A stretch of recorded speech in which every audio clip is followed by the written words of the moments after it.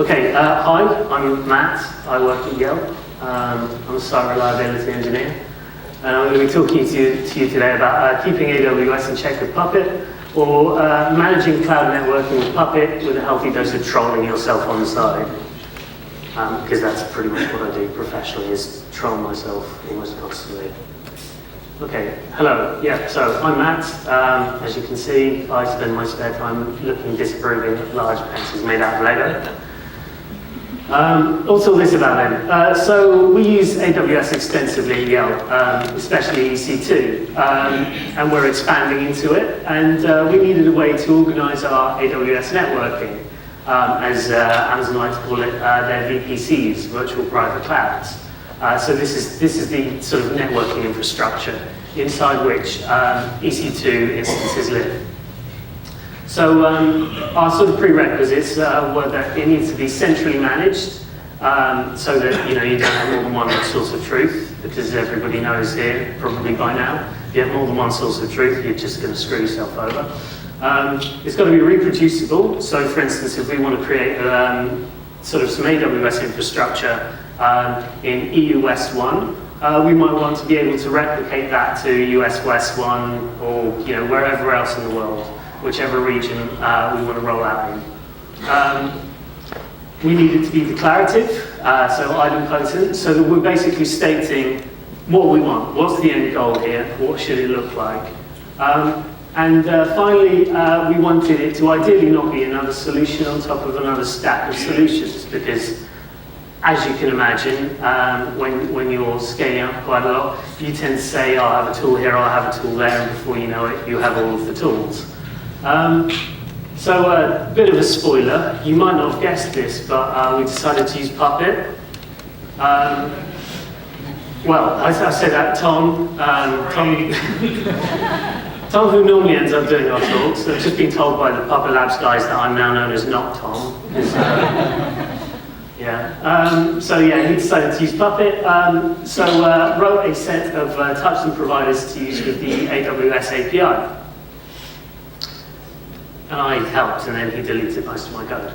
What were we going to cover? So intro, that's where we are here now, roughly. Then we're going to look at just a little bit of AWS networking basics. Now this is a real light illustrative overview. And I say illustrative, firstly because the whole point of this is not for everybody to know how AWS works specifically. This is more illustrative of how you might use Puppet with an API if you really wanted to. And partially illustrative because I don't want anybody to call me out when I'm factually inaccurate. Next we're going to look at why we chose Puppet for this task.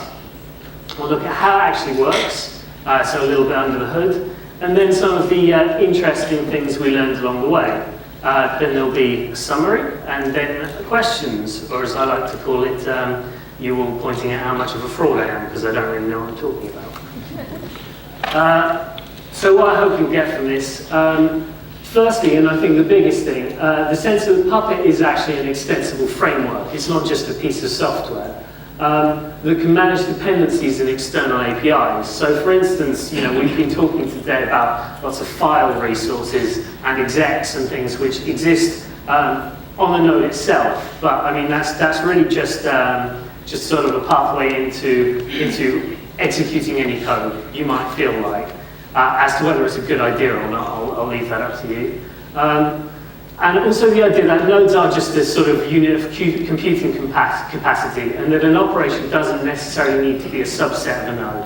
So obviously a file belongs on a server. It has to go somewhere.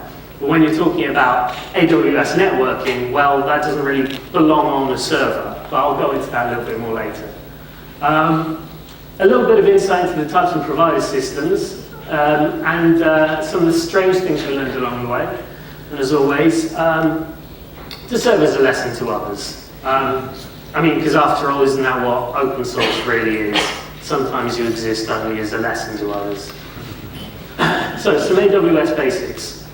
A bit of a warning here. I did grab most of this off of the internet, most of its screenshots.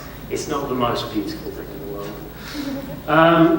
Simplified hierarchy. So I don't know how well you can see this this diagram, which I stole off the internet.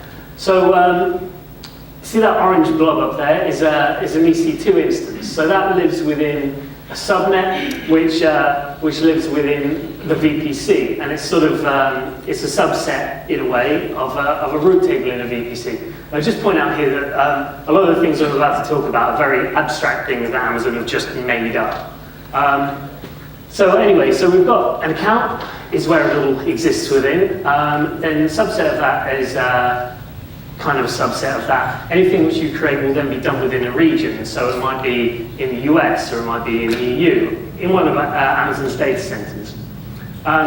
Subset of that is a VPC. So a virtual private cloud is basically saying, here is a network thingy which exists on a particular region within AWS, within an account. Under that we have a route table which determines how subnets are routed between. So subnets are kind of a subset of route tables.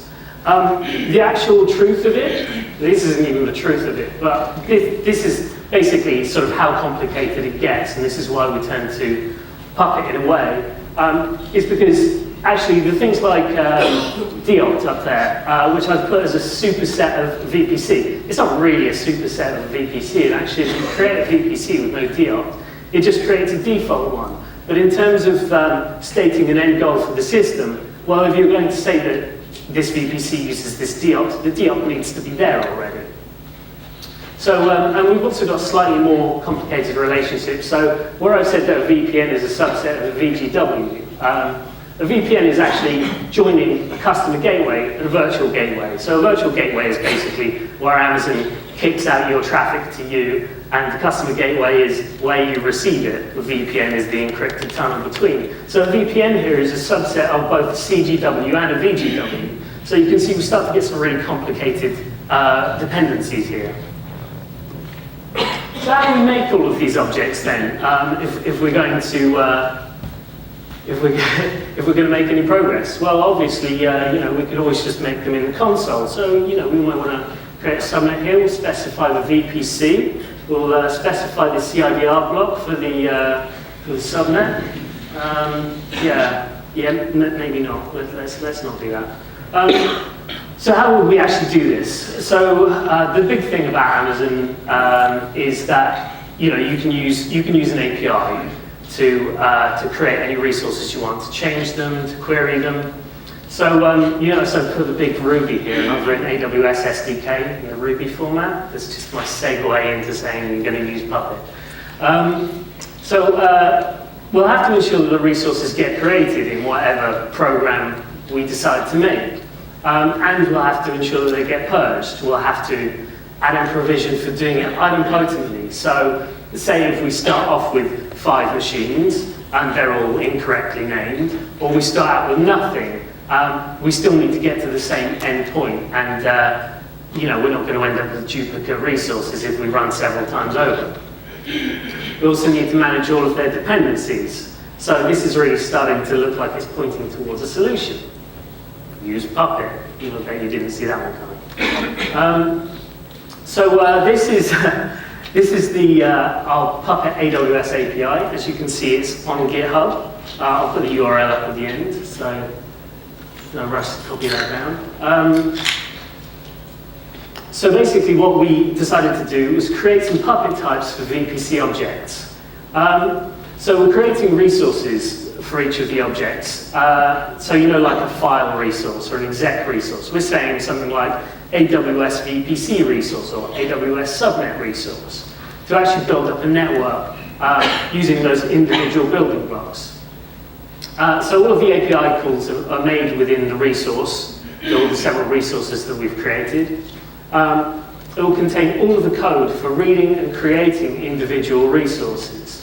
So within that whole sort of, say you're including an AWS VPC with all of the details in there, within that one resource should be all of the API calls required to go out, talk to Amazon to say, is this here already? And if not, create it. And within those resources, there will be no dependencies other than the auto requires in the types So those in the hierarchy earlier. So for instance, in our case, we've said that we need a DOps, so DHCP options to be set up before we create a VPC. So that's the only place where we actually hard code any dependencies. It's for those things where it's actually Amazon's sort of description of how things are supposed to be that we're actually reflecting within those sort of fundamental building blocks. Any other dependencies, as you can see, so for like business logic, should go in your manifests. So for site-specific dependencies and network structure, so like the way you do things inside your organization, or the way that we do things at Yelp, would be described in the manifests. So as an example of that, you might say you have a separate VPC for each of your production, dev, and stage environments. For us, we use different accounts for those types of things. And as always, keep all of your data in hierarchy.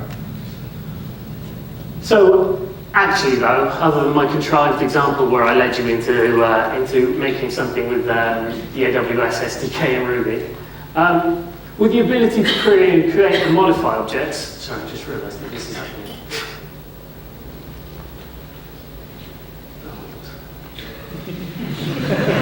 Thanks, Chrome. So with the ability to query and create and modify objects through the API, we can state them declaratively, because you can query the API and say, is this here? And then put in some logic to say, if it's not here, I want to create it. If it's there, but it's got, for instance, the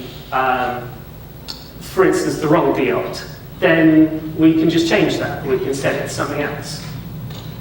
So we can thus create resources which can be included or purged idempotently. Rather than specify order as well, we can state dependencies and allow Puppet to figure order out. Now in that whole sort of hierarchy that I showed earlier, obviously the really complicated thing to do there would be to look at this list, say this is dependent on that, but this is dependent on that, and this is dependent on those two things. Well, those relationships are easy to state, but working out some order in which to actually execute those resources is difficult, which is why we let the guys at Puppet Lab do it for us. The other cool things that we can do, now nobody else has actually talked about this yet today. This is maybe slightly more intermediate, advanced Puppet stuff, is that you can actually collect different types of resource. So for instance, in this top example here, we've got the AWS VPC and the AWS DOTs. And what this is the, I think, rocket ship notation. And what it does is it basically in the manifest collects different kinds of resource together and specifies some sort of order between them. So what we're saying here is that before any of the AWS DOTs, where we've said to ensure absent, so anything we want to purge, we're going to evaluate all of the AWS VPC stuff. And the advantage of this is, well, in fact, I'll point this out later because this code snippet comes back up in a while. But you can see this adds some sort of flexibility and some quite powerful description in order to do whatever you feel is useful for your sort of business. We can also control purge and no-op of all AWS resources at the same time. Now, this isn't specific to AWS resources. So in here, you might say all file resources, you want to purge them. So you basically want to delete all of the files on the system that you've specified. Can't see why you'd really want to do that. But this gives us the opportunity to do some pretty helpful stuff. So in this setup, what you can do is you can say, I want to set purge to true, and I want to set no-op to true. And what it will do is it will then, rather than deleting all of the AWS root table resources, for instance, that you haven't specified in the manifest specifically that it's found, it will actually tell you, I would delete this if you hadn't set me to no-op. This very much goes back to working on a sort of an iterative development cycle with your manifests, and like in that first picture, not shooting yourself in the face, because this is one of those places where it's very, very difficult to test things without actually destroying something useful.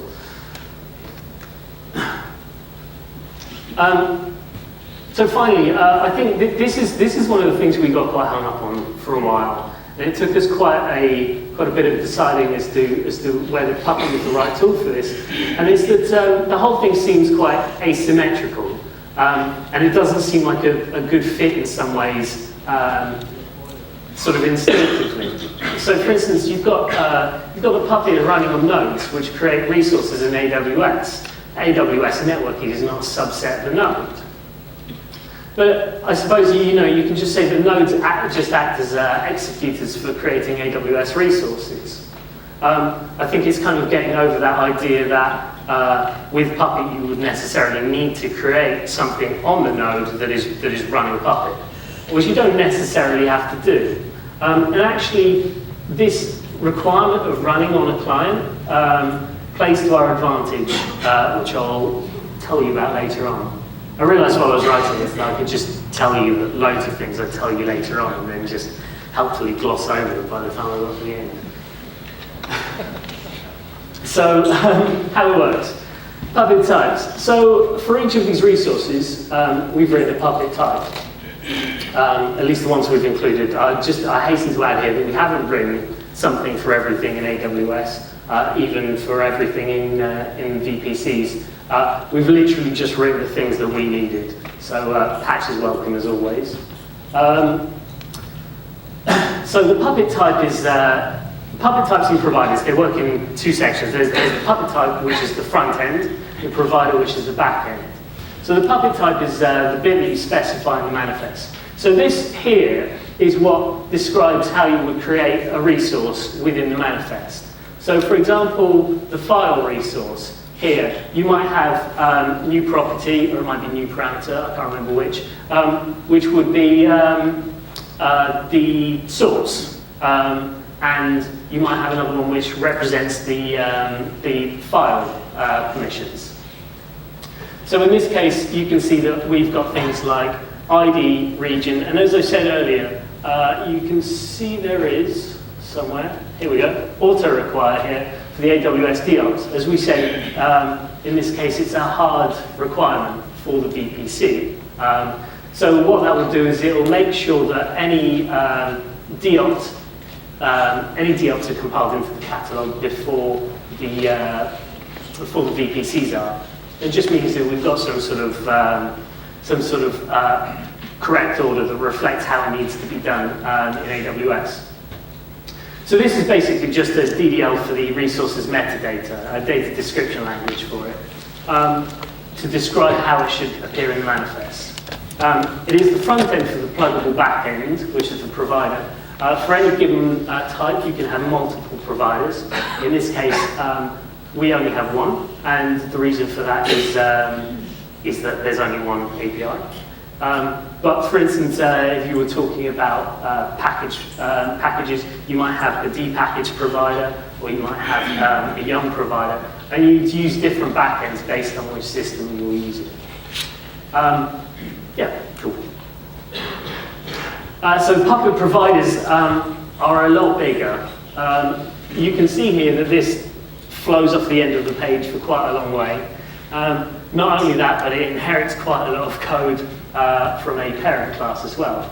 But this is basically saying, this is basically how the actual resource is created and handed back to the catalog. And also how you might actually do things like find out pieces of information, like how would I find out the CIDR, for instance, for a subnet. All of those operations and interfaces, in this case with the API, will be described here. So yeah, this is very much the business end. It's where the API code lives. It's quite a lot longer. It handles all application and querying of the resource, including Prefetch. Prefetch is going to come up later with this when I talk about all the things that went horribly wrong. So what's a Prefetch? Some resources are expensive to read. So for instance, say you want to install some packages. You want to read the packages that are already in the system to determine which ones you want to install. Now, rather than running dpackage to list each time you want to create a new resource, what you might do is send off one request to say, tell me all the packages that are installed. And you get all of that back. This is done before the catalog is completely compiled. Effectively, this means that you are doing this without, or at least you should be doing this, without any knowledge of other things that are necessarily installed on the system, of other resources. This can cause problems later on if you start trying to do stupid things. Anyway, as an example of the sorts of things that we that you might use our API for, or at least the way you might use it. Up here we have a class, Amazon, and on your sort of VPC admin box, you would include this class. And what this does, as you can see, we've got purge no op true. So that basically means that it will tell you about any resources that are there that you haven't described, but it won't actually delete them because we're playing it safe. You can see that it includes the VPCs class, subclass, and the Amazon subnets class is notified off the back of that. Now these are sort of abstract classes. These are like the wrapper classes that were being talked about beforehand with our business logic here. So, for example, the Amazon VPCs class, you can see that what we've done is we've said we want all of the DOTs that we want to say are present to be evaluated first, so that when our AWS VPCs are evaluated, they won't complain about, hey, you know, we don't have any DOTs, I can't run.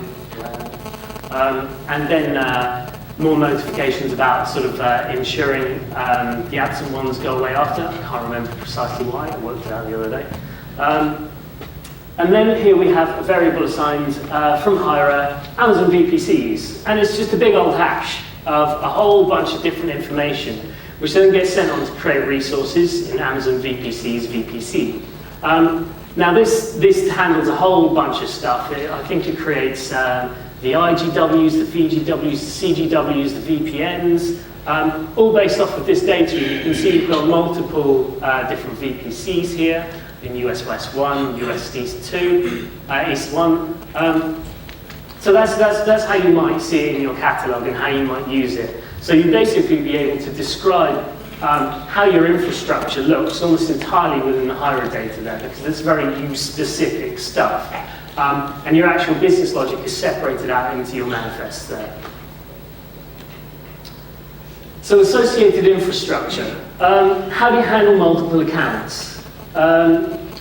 How we handle multiple accounts is actually within each account that we use, we fire up a Puppet client, which we call the AWS admin box. As that's dedicated, we're able to assign IAM roles to that box. So what an IAM role is effectively saying that this box here has access to creating resources and querying resources within this account. So it means that you don't have to do the whole thing of like, here's my AWS credentials, you don't have to write them down somewhere. It's all managed within Amazon itself. So you're effectively giving the Puppet client the privileges to execute things within Amazon. One of the advantages of this is that it's easy. It's using Amazon internals. Another advantage of it is you're then logging all of your resource changes to Amazon separately from where you would, sort of be logging your changes to a web box or something like that. It's nicely separated out. You know where it's going to live. So why didn't we do this in code? Lessons learned the hard way, or as I like to call this section, don't do what Donnie Don't does. Some of this is my personal foray into trying to do things what I perceived would probably be the clever way to do it. It turns out it wasn't clever at all. The first of which, why not put credentials in the code? Yeah, so this is the bit I really trolled myself with.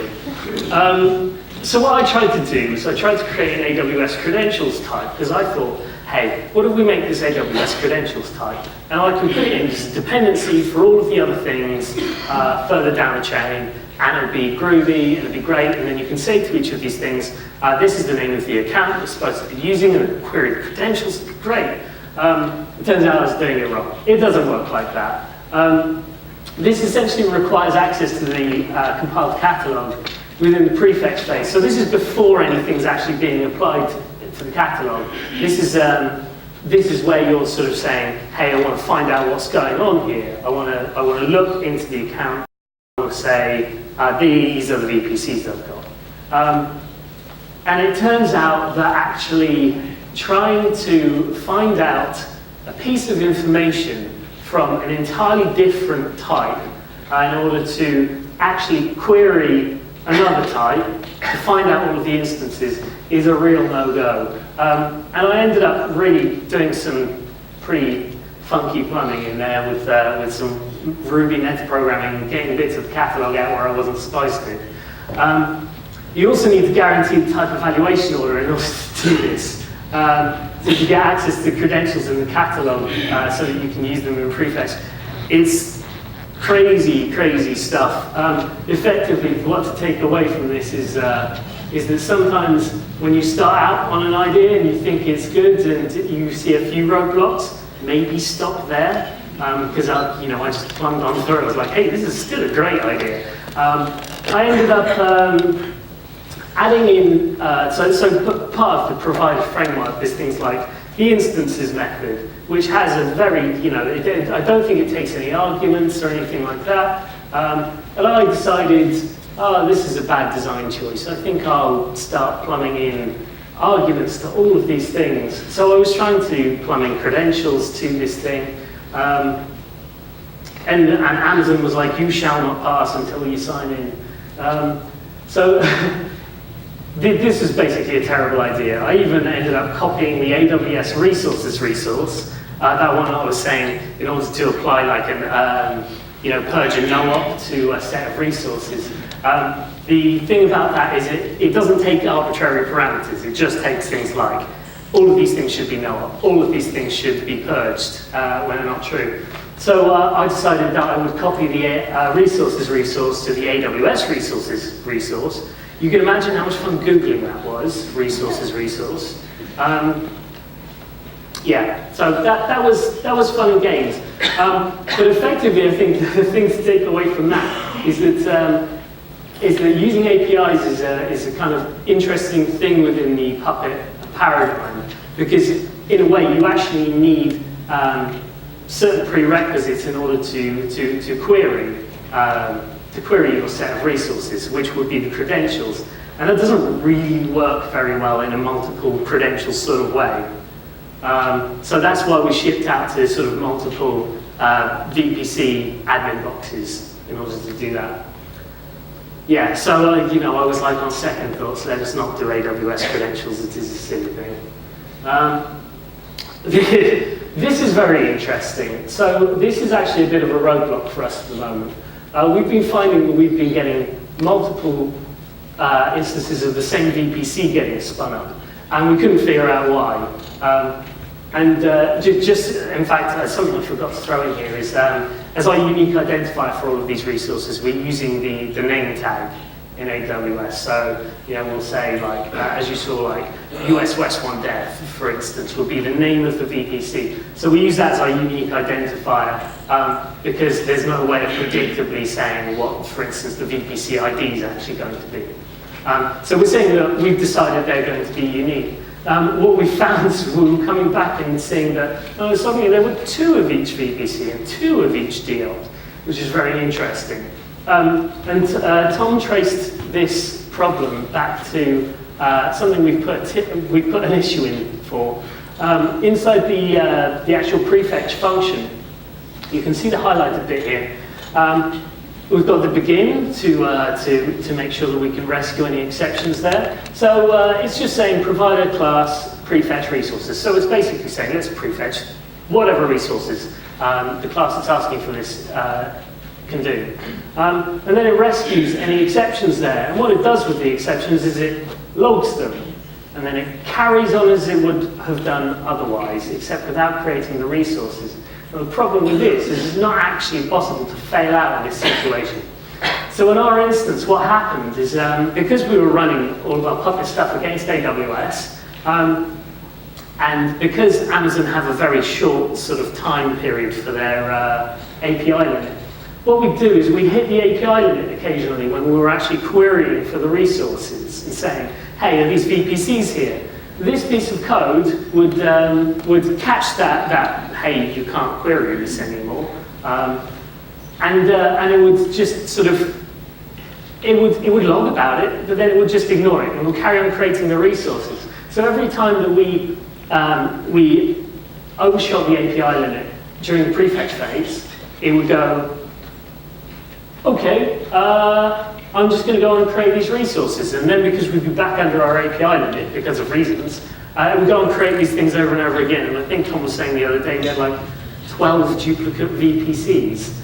This is still an issue we're dealing with. I did come up with one solution for it. This is really terrible. This is really, really awful. I mentioned this jokingly to Tom as I was going off to use the restroom. By the time I'd come back, not 3 minutes later, he'd written it. I'm informed that we haven't actually deployed this to production. I don't really know how I feel about that. But effectively what it does is it means that we can raise an exception that rather than getting thrown away, as soon as we try and print it out, instead of having a toString method, we've actually got process.kill, which will just kill the entire Puppet run. It's not very nice at all, but I mean that was one of our options. So that's one of the things we learned is that Ruby meta programming is still as horrible as it always was. Another thing, asynchronous APIs tell lies. When you create an object in AWS, you're sending out an API call, it'll send back a 200 OK. This doesn't mean I've done it, it means I'm doing this afternoon. So in a dependency chain, this is really unfortunate because what happens is you say, all right, I've got this whole set of resources, we're going to build an entire VPC with subnets and everything, it's going to be amazing. And you set it to build, and it will create the DOT. It'll say, right, let's create the DOT. Okay, create the DOT, we've got a 200, okay, that must be ready to go. And then it'll go, let's create the VPC with this associated DOT, and you send off the API request, and Amazon says, that DOT doesn't exist yet. Come on, man, like, I'm still working on it. The easiest solution to this is actually just to run several times over, and eventually it will converge to what you want. But again, it's not totally ideal for the Puppet paradigm. You'd like to be able to converge on first run, but sometimes you can't win all. So in summary, what we learned the hard way. The resources resource is really hard to understand unless you read the code because you can't Google for it.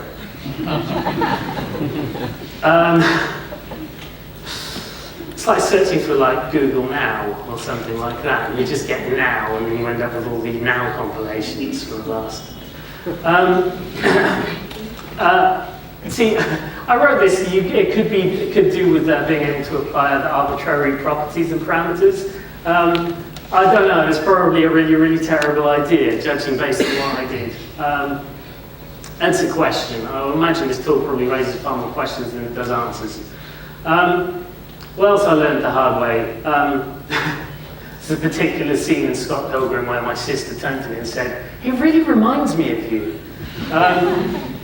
Instances versus class methods paradigm is really, really confusing if you're really trying to plumb into types and providers. And I should probably throw out here, because a lot of you are sort of beginners, you don't need to do this stuff. This is just some stuff that we tried to do, and I'm trying to illustrate just how crazy you can probably get with it. Prefetch is generally pretty confusing when you add dependencies to the prefetch phase.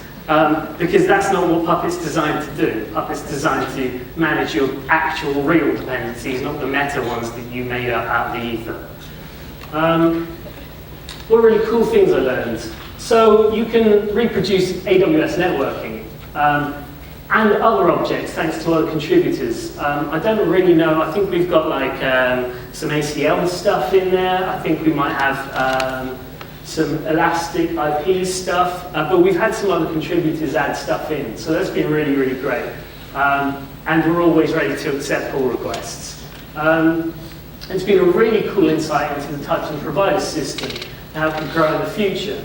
Now, whether the touch and provider system as it exists now is particularly well suited to APIs, well, we'll see. I think it's certainly something that will be interesting to watch over the next few years to see where Puppet decide to take it. The learning to treat servers not like pets or cattle, but as a medium by which you do useful stuff. Just that whole idea of being able to treat a node as a ring-fenced bit of resource to handle your AWS stuff. Logically, actually, it's really quite nice. And, you know, after all, computers compute. That's what they're for. And what I really want you to take away is you could do this with a whole bunch of other APIs. So, for instance, say you're using a DNS provider who offer an API. Could you say, I need my DNS records to look like this, and specify it within a manifest or within Hira? Could you do it with DigitalOcean, for instance, another cloud provider? I think there are probably a whole bunch of different ways that actually we can start to bring together all of these outsourced resources under one roof and start to use Puppet in that way. So thanks for listening. I was Matt Carroll. You can see there's the GitHub for the Puppet AWS API. I'm Hoyab on Twitter and on IRC. And we're hiring. So if you want to come work for us, do.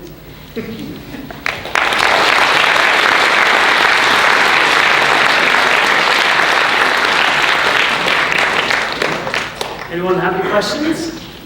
Okay, over here. So what's the benefit of using Puppet rather than CloudFormation in your office? CloudFormation. Tom, do you want to take that one? Yeah, CloudFormation doesn't have a hardware. It won't point you to go through that fast. Quite often CloudFormation decides to rebuild your entire stack. Having our production VPCs rebuilt like CloudFormation is not good. Also, CloudFormation is not good at dealing with resources in the console which managed created. And this solution specifically developed so that we could use our creative infrastructure. Yeah, just to expand on that, one of the great things about this is we were able to bring this into usage on our production infrastructure without actually sort of taking anything down or having to migrate any instances across. There was a little bit of manual renaming of things in the console because, as I said, you know, we hinge on name as the sort of identifying primary key for different things, but it meant that we were able to actually iterate until we were at a point that we could just continue to run this in production without it destroying everything. Yep. Was there a time before Puppet where you tried something else, or did you just sort of go, we need something to Puppet? I think so. I mean, I think we tried a bunch of other resources, but I think this is the first time that we actually thought, hey, because we're looking at expanding to, for instance, this was specifically because Yelp's UK engineering or EU engineering branch is fairly new. So we were looking at, you know, reproducing what we had for, say, development in US West 1. Over in the EU, so it's the first time that we needed something actually reproducible and standardized. So we don't really try anything before that, I think, in that sense. I think this is when we really started to want to be able to go declaratively, this is how it is. Yep. What approach would you guys take in terms of testing this stuff? I mean, if Amazon makes changes to the API, or if an API doesn't exist anymore, or if they add a parameter, is there any automation around this is a really interesting thing that I was talking with John about earlier, is this whole idea of test-driven development with things like this can be very, very difficult, because unless, for instance, Amazon are willing to ship out a bunch of mocks and stubs and you know, or even like a virtual machine with a sort of pseudo API that kind of responds in a realistic way, it's very difficult to test against. The advantage is, however, that you can just spin up an entirely separate VPC, just somewhere, and you don't have to give any production access to it or anything like that. So that's quite a big advantage in that these are very sort of metaphysical things. They're very much just stuff that AWS have made up. So putting them out doesn't really cost you a lot of money. So you can spin them up, see how it came up, what it looks like, what output you got, take it back down again. We've got unit tests for the various different bits, not necessarily all of it. It's pretty much as far as you can go with that, because it's one of those things, how do you test against actually physically building infrastructure without doing it? Yep. So you require the version needed to use your API? Tom? Probably 1%. I mean, free anything is good, but it's probably 1%. It doesn't use feature pass or anything like that, so should be fine. Any more questions? Yep. If it's something like Terraform and HashiCorp, if you were starting now, would you have built this?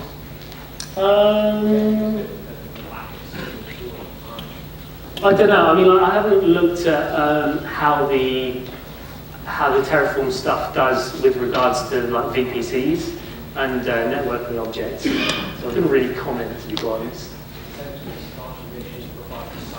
Oh, really? Nice. I've played with Terraform a little bit, but nothing too clever. It's literally just to relaunch my DigitalOcean droplet once it falls over. Any more questions? Yep. Oh. Have you integrated Puppet with Amazon's auto-scaling groups? No. So in that case, would you carry on using Amazon for that, or do you use Puppet primarily? This is more sort of, I guess the thing that we focused on here was very much the surrounding infrastructure. So really just the networking. I think we do a fair amount of stuff that uses some auto scaling, or at least I think we've got a certain amount of scripts that do that. But in terms of actually scaling up and down performance, I don't think we particularly do anything like, for instance, with our web servers. We've historically been quite heavy on physical kit, so this is something we're really sort of moving into at the moment. So maybe in a couple of years' time I'll be able to give you a decent answer to that. Yep. Just add to the question about auto-scaling, I've got probably resources for auto-scaling as well. Cool. Yeah, I should probably point out here that Gareth is just open sourced Puppet Labs AWS API. Luckily, it deals entirely in different resources from the ones that we did. But we're going to be having a talk about that anyway. Cool, any more? No? Good, fine by me. Okay, thank you.